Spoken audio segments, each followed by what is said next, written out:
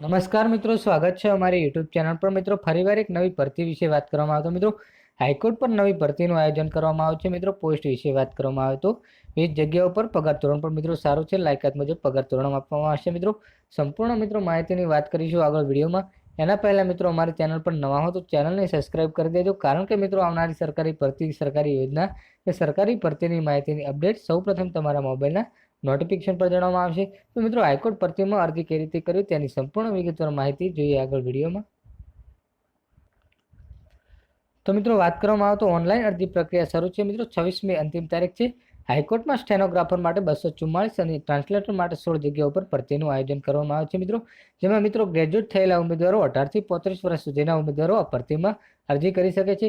Stenographer માટે વયમર્યાદા 21 થી 40 વર્ષ સુધી।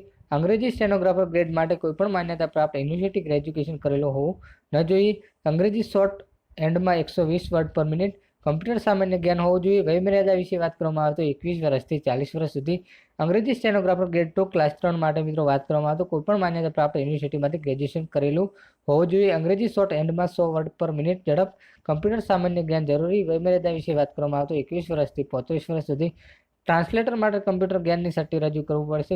કોઈપણ માન્યતા પ્રાપ્ત યુનિવર્સિટી ગ્રેજ્યુએશન ડિગ્રી મેળવવા માટે સરકાર માન્ય કમ્પ્યુટર જ્ઞાન લગતું સર્ટિફિકેટ હોવું જોઈએ। વયમર્યાદા વિશે વાત કરવામાં આવે તો 26 મે 2024 રોજ 18 થી 35 વર્ષ સુધીનો ઉમેદવાર હાઈકોર્ટ સ્ટેનોગ્રાફર માટે મિત્રો ઉમેદવારો 26 મે સુધી ઓનલાઈન અરજી કરી શકાય છે। મિત્રો, જે ઉમેદવારો www.gujarathighcourt.nic.in અથવા .hcogs.gujaratgovernment.in વેબસાઇટ પર અરજી કરવાની થશે। મિત્રો, આવી કોઈ પણ મિત્રો સરકારી ભરતી, સરકારી યોજના કે સરકારી ભરતીની અપડેટ જોતી હોય તો મિત્રો ચેનલ પર નવા હો તો ચેનલને સબસ્ક્રાઇબ કરી દેજો અને મિત્રો વિડીયોને લાઇક કરજો। હાઈકોર્ટના સ્ટેનોગ્રાફર માટે 244 અને ટ્રાન્સલેટર માટે 16 જગ્યાઓનું ભરતીનું આયોજન કરવામાં આવ્યું છે, જે મિત્રો 26 મે સુધી તમે ઓનલાઈન અરજી કરી શકો છો।